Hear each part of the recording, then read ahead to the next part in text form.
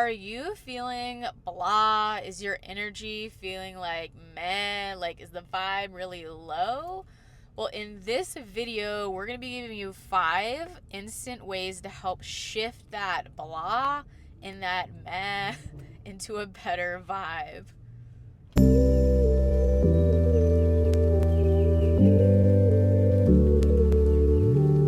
If you're new here, my name is B. And I'm Jessie. And if you are typically watching our channel, welcome back. We're so excited to give you 5 things that you can do very quickly to help shift your vibe pretty much instantly. You're going to notice a change really, really quick. So let's get into it.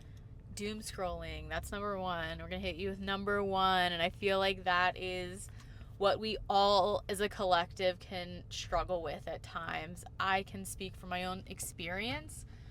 I used to doom scroll before bed, or like she would already be asleep. I would just be like, and before I knew it, an hour had passed, and I'm just like, oh, like I feel awful. Like I'm not going to be able to sleep now. And gradually I like realized in my body, like, okay, I don't want to feel this way anymore before bed. Like I've got to like stop. So for me, I cold turkeyed it. For others, I know it's not that simple, but there are timers that you can implement. And little reminders like, hey, it's been 15 minutes, girl. Like, yeah, let's put the phone down. Let's like give our eyes a break, give our mind a break. There's so much that you're just seeing constantly on your phone. Yeah, you can set like little timers on your phone. Jess was saying there's like different apps that will like lock, you know, certain applications on your phone if you're addicted to social media. And like you don't have to start like cold turkey like she did. You could just do it like maybe one day a week starting, and then a couple days, and then you like gradually go from there. And I can just tell you, like, the 180 that did on my sleep. Like, I feel so much more well-rested, more energized, and in turn, like, naturally started waking up earlier, have my morning routine. It's crazy what that one little thing has changed everything. It's a ripple effect. Total. For sure. Just changing one small thing can be a ripple effect in your life. Absolutely. So number 2, something that you can implement is being really good, and this takes practice, but being really good about saying no to things that drain your energy, saying no to people that drain your energy, experiences, environments that drain your energy. And maybe you don't know exactly what those things, people, places are right now, but this is a little experiment that you can do. You can live your life and then just assess after each experience, after going somewhere that you typically frequent, after hanging out with a friend, how do I feel after? It's like you don't even have to put like a word to the feeling. You can just assess your body. You'll know if you're feeling high vibe or if you're feeling low vibe. Are you energized and like super ready? Or are you feeling so depleted that you just want to get back on your phone or watch TV or zone out? Such a game changer. A total game changer. I just want to speak a little to that too. Like that's how I let go of a lot of friendships. I became this awareness of how I felt in my body after spending some time with someone and just feeling like, woo, like you're depleting me. Like I can't spend my time in this way anymore. So that's a great tip. Yeah.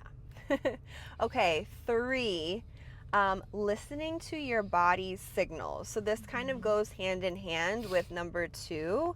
But you can get a little bit deeper with this one. So start paying attention to like the energy levels in your body. Start paying attention to your gut, to your feelings. We all receive our intuition in different ways. You know, some people have like this gut feeling where they feel something visceral in their body. Other people feel more with their heart.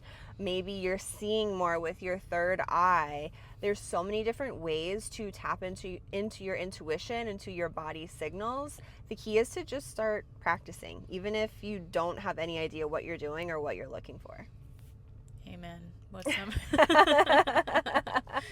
That's number 4, baby. Number 4 is a big one. It's all about the breath, baby. And I am a quantum breath instructor.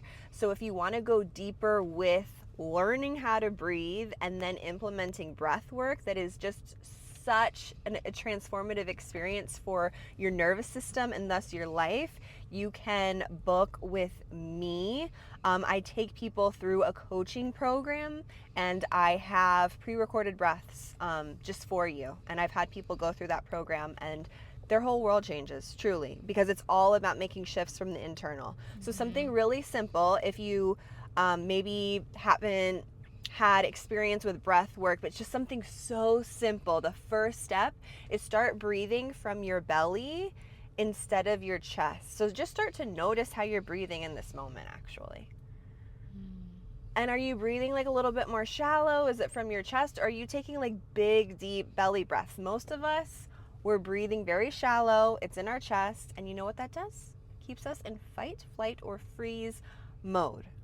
That's not the best mode to be in, like beta brain waves. We want to be like in an alpha theta state, you know, usually during our waking days when we're interacting with other people. We don't want to be like on guard, like, oh my gosh, there's a tiger coming to get me. Right. That's how I used to be all the time. My shoulders were up to my ears. It was too much tension. She's a breathwork wizard, ladies and gents, whoever's listening. It will change your life. It helps you regulate your nervous system. She'll take you on a complete journey. So, yeah. What's our final tip? Our final tip is rest. Ooh. Rest without guilt. Rest without guilt or shame or yes. I used to be someone who was in this constant autopilot mode, especially when I worked in corporate America and especially coming out of the military. I was always doing something, or I felt like I couldn't rest because there was always something to be done. Well, guess what? There's always going to be something that you have to do next. Always, no matter what. But taking intentional time to rest without guilt or shame or and I'm not saying rest and like sit in front of the TV for 5 hours, because that's not actual rest. Your mind isn't really resting. That's a form of escapism. We can do a whole other video on that. And we're actually taking a very intentional TV break as of late. But is there anything that you would want to add? Yeah, I feel like my relationship with rest is ever evolving, and the more that I lean into it, the more I can discover different ways to rest.